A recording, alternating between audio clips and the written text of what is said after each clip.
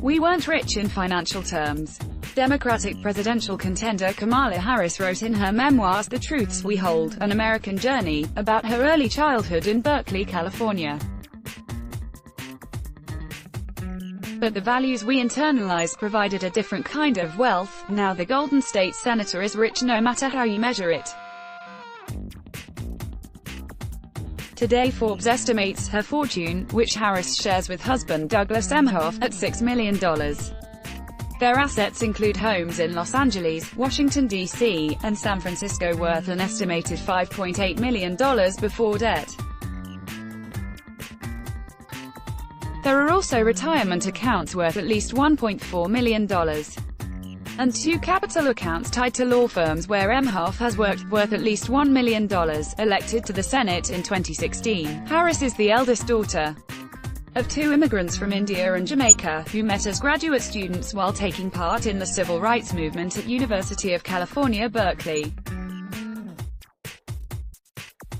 Her mother, a breast cancer researcher, and her father, an economist, separated not long after her younger sister, Maya, was born.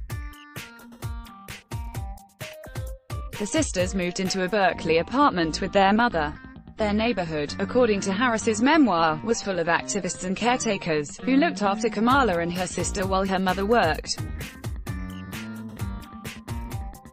When Harris was 12, her family moved to Montreal, pulled north by her mother's job. In high school, Harris picked Howard University to get her undergraduate degree, knowing that one day she wanted to become a lawyer. Later, at UC Hastings College of Law, she narrowed in on becoming a prosecutor. After graduation in 1989, she took a job in the Alameda County District Attorney's Office.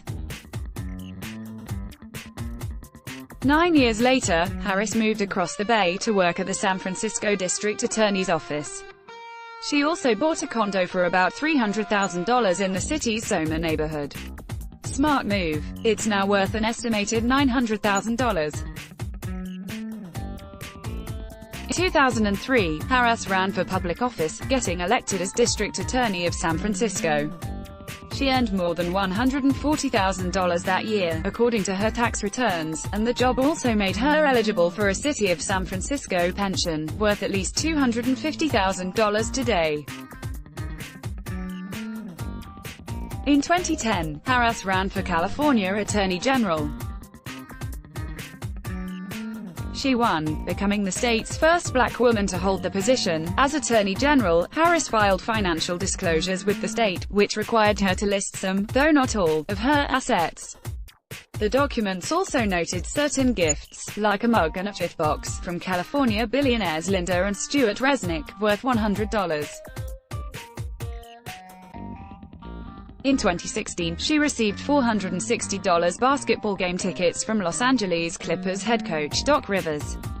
The gifts were small perks, sure, but Harris was earning roughly the same amount of money she was when she started as district attorney. What really bolstered Harris's financial standing was her 2014 marriage to fellow attorney Douglas Emhoff. Harris's friend, public relations consultant Chrisette Hudlin, introduced the pair in 2013.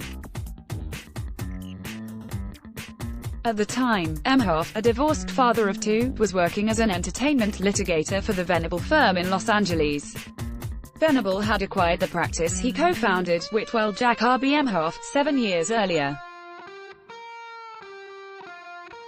Over the past 5 years, Harris and Emhoff have earned about $8.2 million, most of it from Emhoff's work at Venable and another firm, D.L.A. Piper. In 2014, the first year the couple filed taxes jointly, they listed combined earnings of $1.3 million, up from the $129,000 Harris made on her own the year before. In 2015, after Harris announced her candidacy for Senate, she filed a more detailed financial disclosure form with the federal government. That included holdings owned by her and Emhoff, worth between $1.5 million and $4 million. Soon after Harris announced her bid for the Senate seat, Emhoff ditched several more conflict-prone stock holdings in companies like Caterpillar, Dominion Resources, Monsanto and Medtronic. Today, the couple's 3 homes, in San Francisco, Los Angeles and Washington, D.C., are collectively worth more than everything else they own. They're worth an estimated $2.5 million after accounting for debt. Last year the couple earned just over $2 million. As Harris's profile has risen, so have her own personal earnings. In her most recent financial disclosure, she listed more than $550,000 in book advance payments from publisher Penguin Random House. Her memoir, The Truths We Hold, came out in January and has sold more than 50,000 copies, according to book sales tracking firm NPD BookScan. Harris has published 2 other books.